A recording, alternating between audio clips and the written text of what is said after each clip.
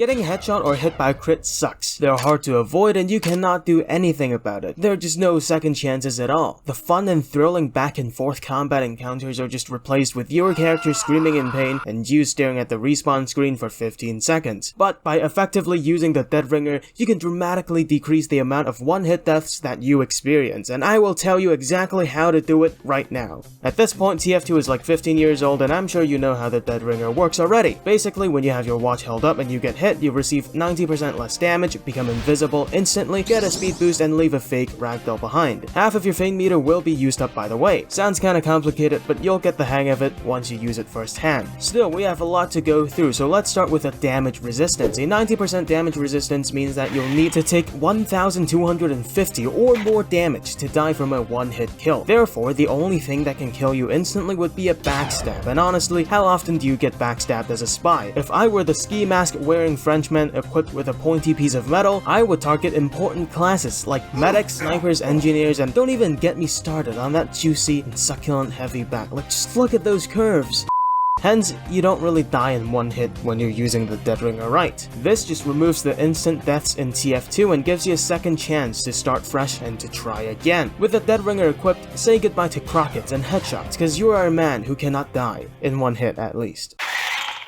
Now, what happens after you take damage? You fake your death, right? You become invisible and a fake ragdoll is spawned. I cannot tell you how satisfying it is just to cheat death and walk away from the stickiest situations clean. In situations that are not as dangerous, such as getting hit by chip damage from a scout, your used fame meter still won't be completely wasted. Why? That's because of the speed boost it gives you. The speed boost that the Dead Ringer grants you lasts for 3 seconds. Now, that sounds kinda underwhelming, but in a fast-paced game like TF2, 3 seconds can be the difference of life and death. Furthermore, Spy is already a pretty quick moving class, the second quickest actually. During the 3-second sprint, he'll be moving as fast as his son. This can aid you in escaping from dangerous foes. No matter how obvious your fake death is, people usually just can't catch up. Apart from escaping from enemies, you can also rush towards people's backs and get a quick stab while you're at it. Trick stabbing gets easier as well, so the speed boost is not only a tool for getting away, it's also a tool for turning the tides of a battle. Imagine a soldier connecting a fat rocket on you, only to find out that he gave you the speed so that you can murder the medic heavy combo next to him. It's quite a surprise, right? At this point, I've only said good things about the Dead Ringer, so let's talk about its disadvantages. A few moments ago, I was talking about surprises, right? So let's start with that. Out of all the watches, I would say the Dead Ringer gives the least number of surprises to your enemies. That might sound insane because, it's the Dead Ringer, right? It's a peculiar mechanic that is not seen in other games. However, most players who played TF2 have played for hundreds, if not thousands of hours, and they can probably comprehend what's going on when a spy dies to some fall damage at seemingly full health. And worst of all, you can't control when you become invisible, meaning that whether you surprise an enemy or not depends on him or her shooting at you. And if that person is shooting at you, they will be notified of your existence. By that point, it wouldn't be much of a surprise anymore now, would it? With the other watches, you control when and where you go invisible, and therefore, you can prepare surprises for the enemy team more effectively. Moreover, most Dead Ringer users have a more aggressive playstyle, which also lowers your chance of catching enemies off guard. Now, the absolute worst thing is, without a full fame meter, you're basically just a watchless spy. The only thing that can save you at that point would be your revolver, your absolutely convincing disguises, and your trick stabbing skills. Looking kinda bleak, right?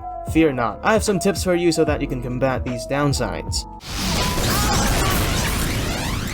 With a decloak that loud, I'm sure that even your grandmother who uses hearing aids can hear you decloaking. Further taking the enemy-controlled invisibility into account, you're not really fooling anybody with this hunk of junk. So decloak right away. For some inexplicable reasons, Valve decided that you still get to keep the 3-second speed boost after you decloak. Your grand escape is not disturbed. The key here is to remember that you're not fooling anybody. The objective here is to run away with a speed boost. Once you keep that in mind, decloaking early won't be such a challenge anymore. Another reason why you should decloak ASAP is to save on recharging time. After the Jungle Inferno update, you can't pick up ammo packs to recharge your ringer, so just use less of the meter then. If you use the whole thing, you'll have to wait for a grand total of 20 seconds for it to recharge. But if you only use half of it, decloaking instantly, it only takes 10. And again, during the 10 seconds of recharging the Fane, 3 of them are spent in a hefty speed boost, and that leaves you with 7 seconds of vulnerability rather than 17. Of course, at the end of the day, you gotta adapt to the situation. Decloaking instantly isn't always always a good idea, hence the ASAP and not instantly. To compensate for the nerf in Jungle Inferno, some people like to pair the Dead Ringer with a big earner, even more so with a étranger. Now, I'm not saying that it's bad and that you should not do it at all. I'm just saying that you don't have to do it. With the Lit Ranger, you sacrifice some damage potential to get some Fane back per hit, which is definitely a fair trade. But with the Dead Ringer equipped, I would say that your revolver becomes more important than ever. You're more aggressive, and no matter how quick you decloak with the Dead Ringer, you still can be caught with your pants down for at least 7 seconds. In those moments, it's good to have a stronger and more reliable revolver backing you up, such as the stock and the Ambassador. Regardless, the Lit Ranger really isn't bad, but do not be afraid to try out some other hand cannons.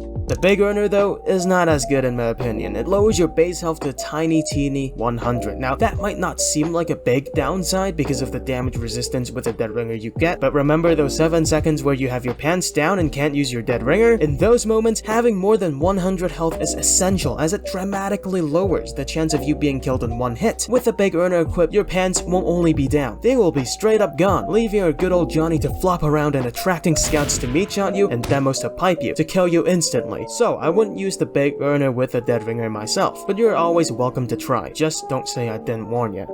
Last but not least, I want to cover something a bit more subjective, and that is how you should treat the Dead Ringer. Of course, it's only my opinion. In fact, everything I said in this video are only opinions, so take them with an enormous grain of salt. I think the Dead Ringer should not be treated like a traditional spy watch that gets you behind enemies. The involuntary invisibility and loud decloak is just not suitable for that. Personally, I view the Dead Ringer as a golden ticket that allows you to go wherever you want without dying instantly. Got a 1v1 against a scout that's not going well? Activate the Ringer. See a crit rocket flying straight towards you? Activate the Ringer. When in danger, go for the Ringer. When I'm using it, I just always shoot every enemy that I see with the ambi. That's because I know however I may mess up, I still have a backup plan to not die and escape. This allows you to go for more flashy and fun plays. You'll find yourself in situations that are filled with dangers, and when you get away from them, the satisfaction that ensues cannot be explained with words. Plus, getting the speed boost and running fast just feels nice. If not, then why are there so many scout mains, right? Like, do they really like the scattergun that much? To sum things up, the Dead Ringer is fun to use because it gives you many things: a second chance, the speed, the courage to engage in combat with only a revolver, and most importantly, it is absolutely thrilling to escape from dangerous situations with only a minor scratch. Be sure to subscribe, and thank you for watching.